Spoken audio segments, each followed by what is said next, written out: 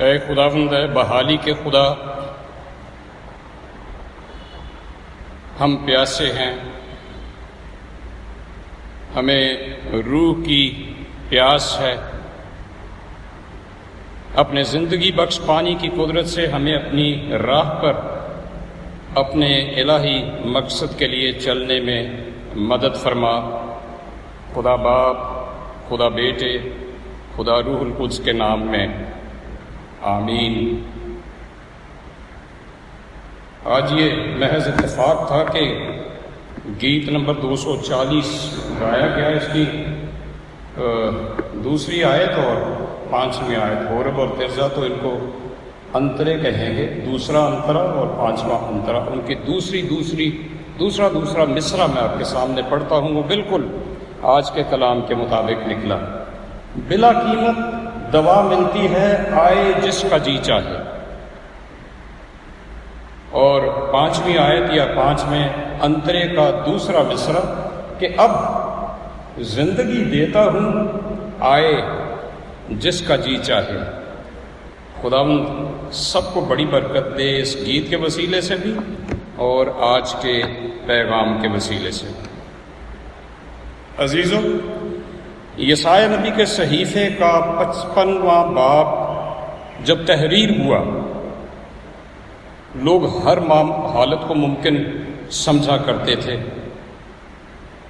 اس لیے کہ انہوں نے ایسی بادشاہی کی مایوسی نہیں دیکھی تھی جو بحال نہ ہوتی ہو۔ انہوں نے حجی نبی کے دور کی نبوت کی قحط سالی بھی نہیں دیکھی تھی، جس کے بارے میں حجی نبی اپنی کتاب کے پہلے باب 11ویں آیت میں لکھتا ہے، میں نے خشک سالی کو طلب کیا کہ ملک اور پہاڑوں پر اور اناج اور نئی مے اور تیل اور زمین کی سب پیداوار پر اور انسان و حیوان اور ہاتھ کی ساری محنت پر آئے، اور نہ ہی وہ لوگ عذرا کاہن اور فقی کے وقت میں ہونے والے داخلی اختلاف سے واقف تھے، جس سے ہیکل کی تعمیر نو ہی رک گئی تھی۔ آج یسعیاء نبی کی آواز ہمیں یاد دلاتی ہے کہ حالات ہمارے منصوبوں کے مطابق وقوع میں نہیں آتے۔ جب 2013 میں ارجنٹائن کے کارڈینل برگوگلیو کیتھولک کلیسیا کے پوپ منتخب ہوئے تو رومن کیتھولک کلیسیا کی اکثریت اس غیر متوقع انتخاب سے بہت بدحواس ہوئی، اور اسی طرح سے امریکہ میں براک اوباما کے صدر منتخب ہونے پر بھی دنیا بھر کے لوگ بڑے حیران ہوئے۔ کبھی کبھار نسل انسانی جب وائس کی کتاب کے مطابق دنیا میں کوئی چیز نئی نہیں اس کے عادی ہو جاتے ہیں تو کچھ نہ کچھ بے مثال بھی ہو جاتا ہے۔ سر ونسٹن چرچل، ان سے کسی نے پوچھا کہ سیاست میں کامیابی کا کیا راز ہے؟ انہوں نے بڑا دلچسپ جواب دیا۔ انہوں نے کہا، سیاست میں کامیابی کا راز وہ صلاحیت ہے کہ جس سے یہ پیشن گوئی کی جا سکے کہ کل کیا ہوگا، اگلے ہفتے کیا ہوگا، ایک مہینے کے بعد کیا ہوگا، اگلے سال کے بعد کیا ہوگا، اور پھر یہ صلاحیت بھی چاہیے کہ اگر یہ پیشن گوئیاں پوری نہ ہوں تو ان کی وجہ بیان کر سکیں کہ یہ سب کچھ کیوں نہیں ہوا۔ اس ضمن میں آپ کو ایک اور بڑی دلچسپ بات بتاتا ہوں کہ سوویت یونین کے سابقہ وزیر اعظم نکیٹا خروشچوف کا بڑا دلچسپ بیان جو انہوں نے 18 نومبر سن 1956 میں مغربی سفیروں کو دیا۔ خروشچوف کہتا ہے، آپ کو پسند ہو نہ ہو، تاریخ ہماری طرف ہے اور ہم آپ کو دفن کر دیں گے۔ یہ خروشچوف کا کہنا تھا مغربی سفیروں کو۔ لیکن ہوا کیا؟ خروشچوف مر گیا، سوویت یونین کا وجود ہی ختم ہو گیا۔ خروشچوف کی شیخی بھری پیشن گوئی پوری نہ ہوئی، لیکن اس کی وضاحت کرنے کے لیے، اس کی وجہ بیان کرنے کے لیے خروشوف بھی اس دنیا میں نہ رہا۔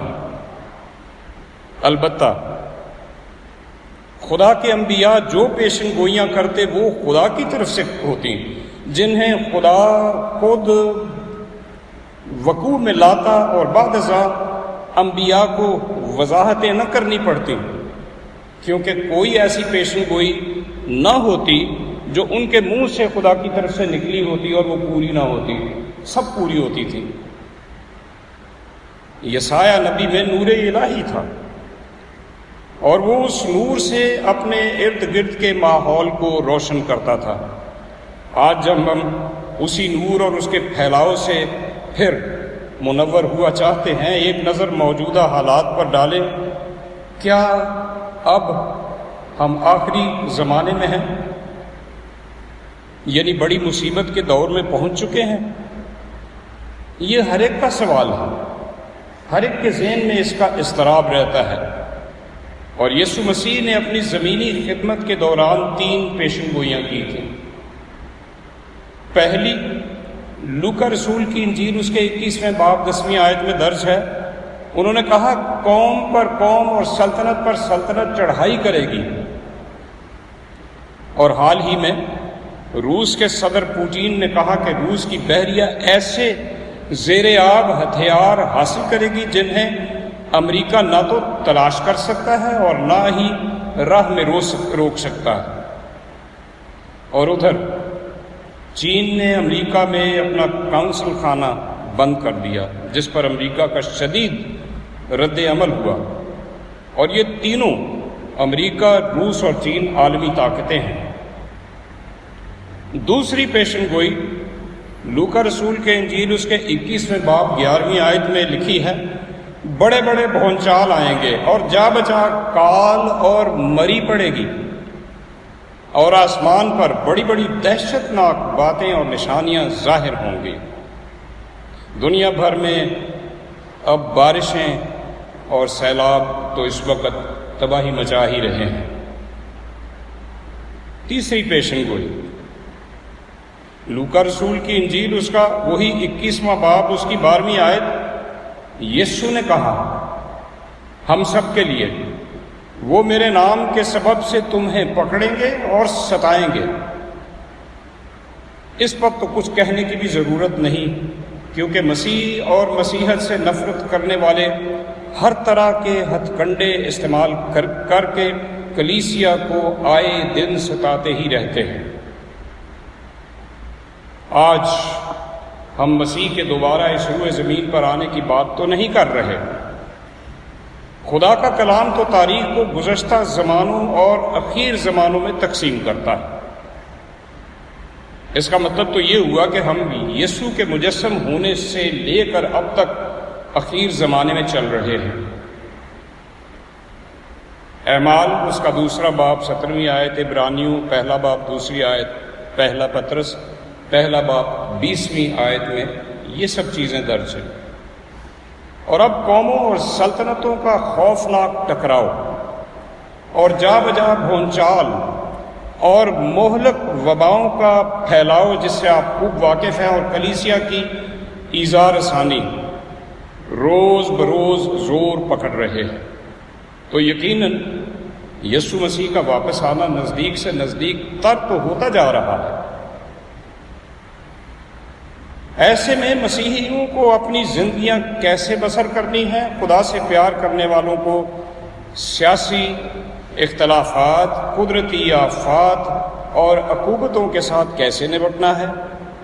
اس کا حل بھی اپنے منجی خداوند یسوع مسیح ہی سے جان لیں۔ پھر واپس آتے ہیں لوکا رسول کی انجیل اس کے 21ویں باب اس کی 13ویں آیت پر۔ خداوند یسوع مسیح نے یہ کہا تمہارا گواہی دینے کا موقع ہوگا۔ یہ وقت تمہارا گواہی دینے کا موقع ہوگا۔ آج کل جس دور سے ہم گزر رہے ہیں، ہمارے لیے بڑا بہترین موقع ہے کہ جب ہم پکڑے جائیں، جب ہم سکھائے جائیں، تو ہم خداوند یسوع مسیح کی گواہی دیں، یعنی خطرناک حالات میں بھی اپنی جان کی پرواہ کیے بغیر ایمان کا کھلم کھلا اعلان کرتے رہیں۔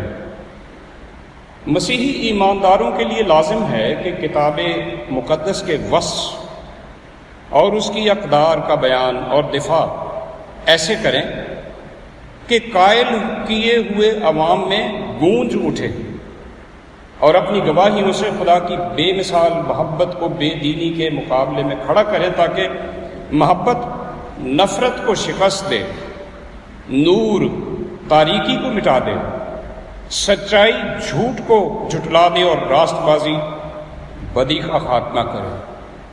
یہ ضرورت ہے۔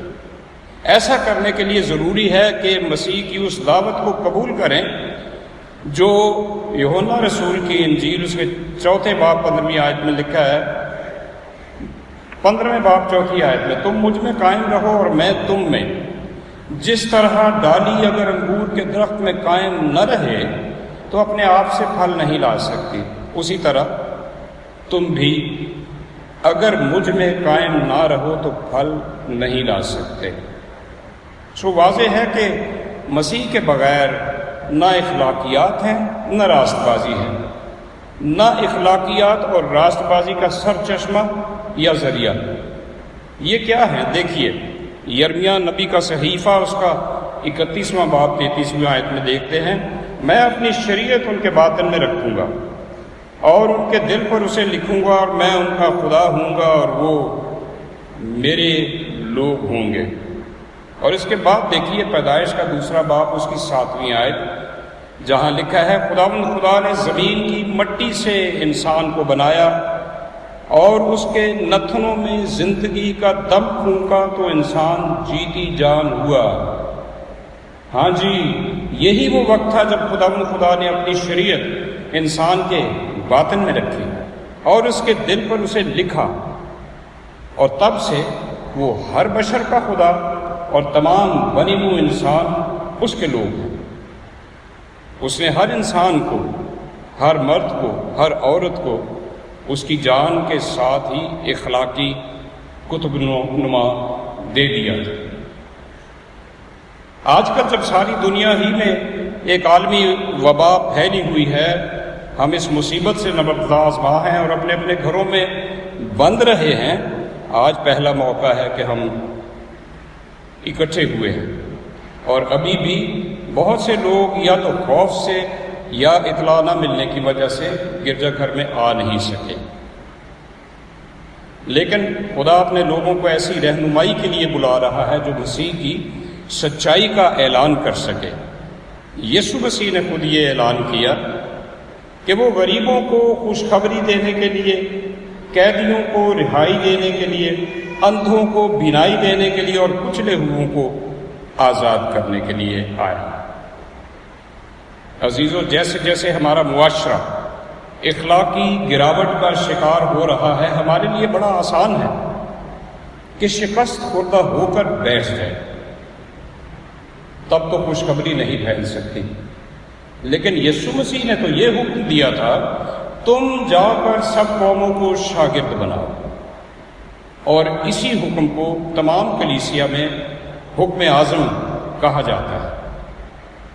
بے شک معاشی بدحالی عروج پر ہے، بے شک رنگ نسل اور مذہبی فسادات بہت عام ہیں، بے شک عالمی وبا کا وسیع پھیلاؤ بھی ہے، لیکن مایوسی خداوند کی طرف سے نہیں ہے، یہ ابلیس کا کام ہے۔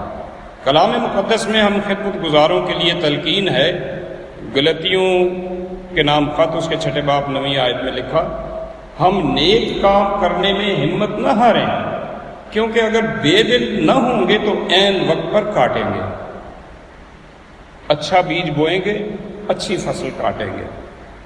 ہر مسیحی ایماندار کو بادشاہی کی ذمہ داری سونپی گئی ہے کہ خدا کے جلال کے لیے لوگوں کی رہنمائی کرے۔ اب چونکہ بشارتی خدمت میں کئی ہم سے اختلاف بھی کریں گے، ہمیں اپنے عقیدے اور تقویت کے لیے خداوند کی شفقت درکار ہے۔ آج جب 4 نوجوانوں کو خداوند کی خدمت کے لیے مخصوص کیا جا رہا ہے، میری دلی دعا ہے کہ یہ چاروں نئے جذبے کے ساتھ خداوند کی آواز بن کر دینوں اور بے دینوں کو یکساں خداوند کا یہ دعوت نامہ دیں، اے سب پیاسو پانی کے پاس آؤ، اور وہ بھی جس کے پاس پیسہ نہ ہو۔ ہاں آؤ، میں اور دودھ بے زر اور بے قیمت خریدو۔ ان چاروں نوجوانوں سے خداوند یہ فرماتا ہے، میرا کلام جو میرے منہ سے نکلتا ہے ہوگا، وہ بے انجام میرے پاس واپس نہ آئے گا۔ اور اس ضمن میں میں عقیل ساگر، اثر صابر، عاشر آصف بھٹی اور مہر حق کو یاد دلانا چاہتا ہوں کہ ڈیکن کا عہدہ جس پر آپ کی مخصوصیت اور تقرر ہو رہے ہیں انتہائی ذمہ داری کا حامل ہے۔ آپ کو مسیحی چال چلن، ڈیکن کے فرائض سے مطابقت پذیری، کلیسیائی تنظیم کے پریسبیٹیرین طریق سے گہری واقفیت اور پریسبیٹیرین کلیسیائی پاکستان سے گہری وابستگی اور خیر خواہی کی بنیاد پر جماعت کے سامنے آج حاضر کیا جا رہا ہے۔ آپ کے اس تقرر کے بعد آپ چاروں خداوند میں عزت اور حوصلہ افزائی اور فرمانبرداری کے حقدار ہوں گے۔ میری طرف سے آپ چاروں کو اس مخصوصیت پر پیشگی مبارکباد ہو۔ ہم سب آپ کو کلیسیائی تنظیم کی بھرپور معاونت کرتے دیکھ کر ہمیشہ خوشی محسوس کریں گے۔ خداوند آپ سب کو برکت دے۔ دعا کریں۔ پیارے خداوند، ہمارے آسمانی باپ قادر مطلق رحیم اور کریم خداوند خدا، ہم تیرا شکر ادا کرتے ہیں آج کے اس بیش قیمت کلام کے لیے۔ تیرا شکر کرتے ہیں خداوند کہ تو ہمیں برکتوں پر برکتیں ہر روز دیتا ہے۔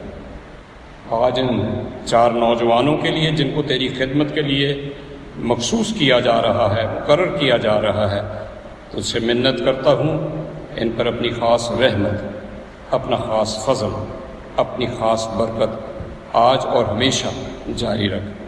اور جو کلام آج سنایا گیا ہے اس کے وسیلے سے ساری جماعت کو اور مجھے اور آن لائن سننے والوں کو کثرت سے برکت ملے، یہ مانگتا ہوں تیرے پیارے بیٹے اپنے خداوند یسوع مسیح کے نام میں، آمین۔